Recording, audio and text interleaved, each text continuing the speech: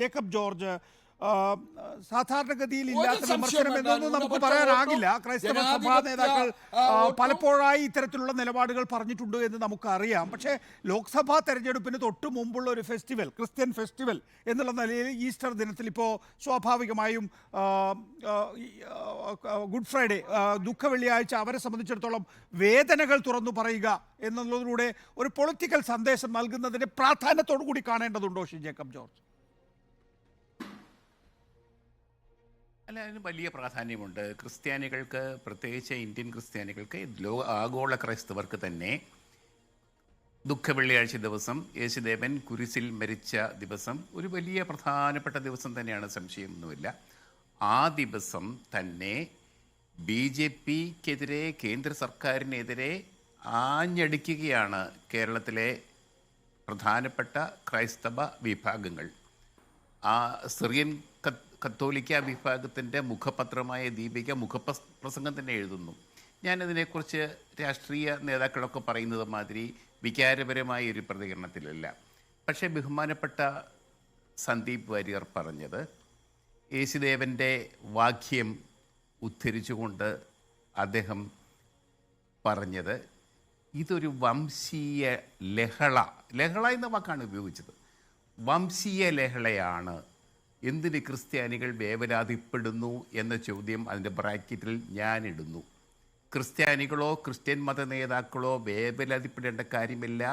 അവിടെ മണിപ്പൂരിൽ നടക്കുന്നത്, അവിടെ പള്ളികൾ ആക്രമിച്ച് തകർക്കുന്നത്, ക്രിസ്ത്യാനികൾ കൊല്ലപ്പെടുന്നത് ഒരു വംശീയ ലഹളയുടെ ഭാഗമാണ്.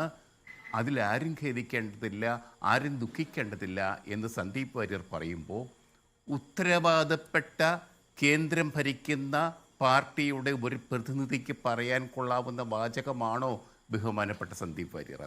അതായത് ലഹള നടക്കുകയാണ് അവിടെ മാസങ്ങളായി, എന്നിട്ട് നടന്നോട്ടെ എന്ന് പറയുക, അത് ഉന്മൂലനമാണ് നടക്കുന്നത് അവിടെ. ഒരു വംശത്തെ മറ്റേ വംശം ആക്രമിച്ച് കൊല്ലുകയാണ്, കൊന്നൊടുക്കുകയാണ് ബഹുമാനപ്പെട്ട സന്ദീപ് വാര്യർ. അത് നടന്നോട്ടെ എന്നാണോ പറയുന്നത്? ഈ രണ്ട് വംശങ്ങളും ഇന്ത്യക്കാരല്ലേ? അതിൽ ക്രിസ്ത്യാനികളോ മുസ്ലിങ്ങളോ എന്നുള്ളതല്ല വിഷയം.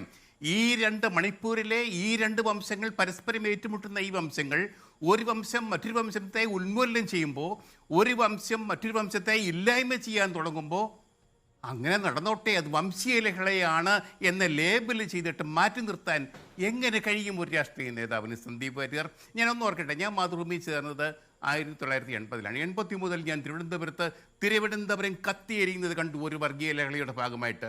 കേരളം അങ്ങനെ വർഗീയ ലഹളകൾക്കൊന്നും സാക്ഷ്യം നിന്നിട്ടില്ല. പക്ഷേ ഒരു പത്രപ്രവർത്തകൻ എന്ന നിലയിൽ ഞാൻ അന്ന് എൻ്റെ കൂടെ മാതൃഭൂമിയിലുണ്ടായിരുന്ന MG രാധാകൃഷ്ണൻ, മലയൻകീഴ് ഗോപാലകൃഷ്ണൻ, ശേഖരൻ നായർ, TN ഗോപകുമാർ, അദ്ദേഹം അന്തരിച്ചുപോയി, ഏഷ്യാനെറ്റിൻ്റെ എഡിറ്ററായിരുന്നു, പിന്നീട് ശശിമോഹൻ, M ഹരികുമാർ, ഇവരൊക്കെ ഞങ്ങൾ കണ്ടുകൊണ്ടിരിക്കുകയാണ്. തിരുവനന്തപുരം ചാലക്കമ്പളം കത്തിയിരിക്കുന്നു. ഞങ്ങളുടെ വേണുവേട്ടൻ ന്യൂസ് എഡിറ്റർ, PC സുകുമാരൻ നായരുടെ bureau chief, PR Warrier bureau chief, അന്ന് നികേഷ് കേൾക്കണം, ഞങ്ങൾ മാതൃഭൂമി ഞങ്ങളുടെ ന്യൂസ് എഡിറ്റർ വേണുവേട്ടൻ പത്രം തയ്യാറാക്കുകയാണ്. ചാലക്കമ്പോളം കത്തിയെരിയുന്നു, പോലീസ് നോക്കി നിൽക്കുന്നു. പക്ഷേ അർദ്ധരാത്രി ആയപ്പോൾ 11 മണിക്ക് ശേഷം ഞങ്ങളുടെ പത്രം 10 മണിക്ക് അടിച്ചെങ്കിൽ മാത്രമേ പുറത്തേക്ക് പോകാൻ പറ്റുകയുള്ളൂ. മാതൃഭൂമി അന്നത്തെ കാലത്ത് എല്ലാം ബസ്സിനൊക്കെയാണ് പോകുന്നത്. ബസ്സൊക്കെ ഓടുന്നില്ല, പലതും തിരുവനന്തപുരം ആകെ സ്തംഭിച്ചിരിക്കുന്ന സമയം കൂടി, ദിവസം കൂടി. എന്നിട്ടും രാത്രി 10-11 മണിയോടുകൂടി കരുണാകരൻ മുഖ്യമന്ത്രി പട്ടാളത്തെ വിളിക്കുന്നു. പട്ടാളത്തെ വിളിച്ച് അടിയന്തരട്ട്, അതുവരെയും പട്ടാളത്തെ വിളിച്ചില്ല. അതുവരെയും നഗരത്തിൽ പോലീസ് സ്റ്റേഷനിൽ നിന്ന് പോലീസ് ഇറങ്ങിയിട്ടില്ല.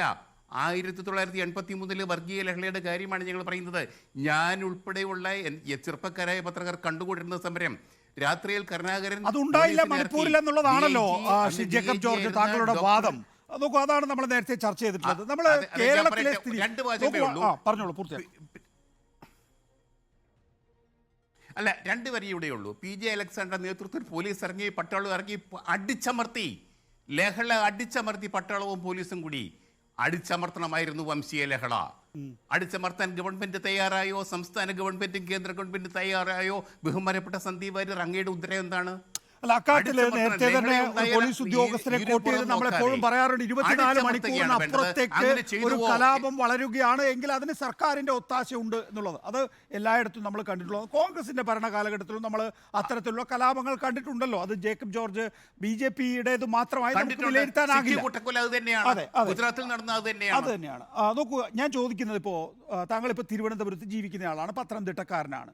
തിരുവനന്തപുരത്ത് ലത്തീൻ വോട്ട് അതിനിർണായകമാണ്. ഇപ്പോൾ സ്വാഭാവികമായിട്ടും രാജീവ് ചന്ദ്രശേഖർ എന്ന് പറയുന്ന ഒരു സ്ഥാനാർത്ഥിയെ സംബന്ധിച്ചിടത്തോളം അദ്ദേഹത്തിൻ്റെ സ്വന്തം നിലയിൽ വിഭവങ്ങളുണ്ട്, ആ പാർട്ടിയുടെ കയ്യിലും വിഭവങ്ങളുണ്ട്, അത് കൃത്യമായി ഉപയോഗിക്കാൻ സാധ്യതയുണ്ട്. തെരഞ്ഞെടുപ്പ് പ്രചരണത്തിനാണ് ഞാൻ പറഞ്ഞത്.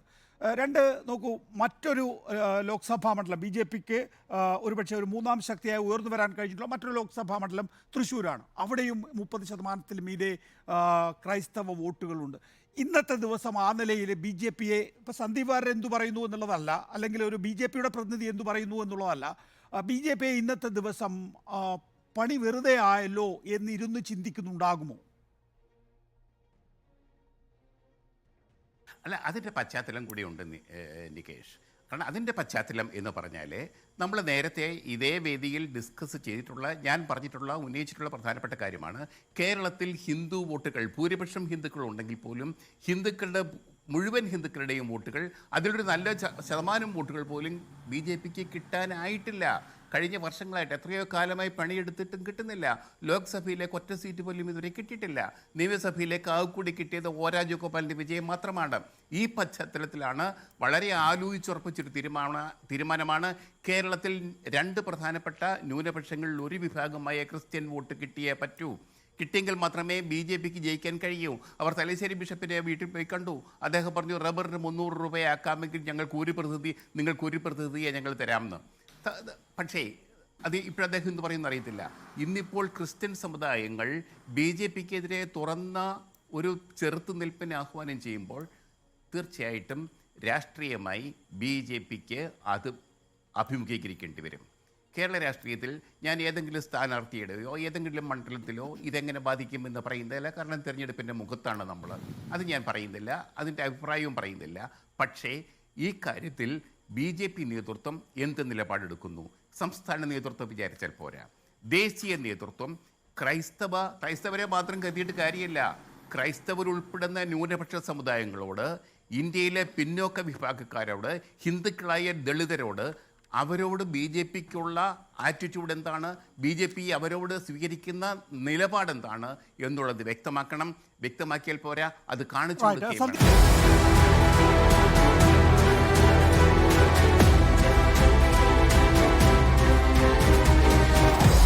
Debate with MV Nikesh Kumar.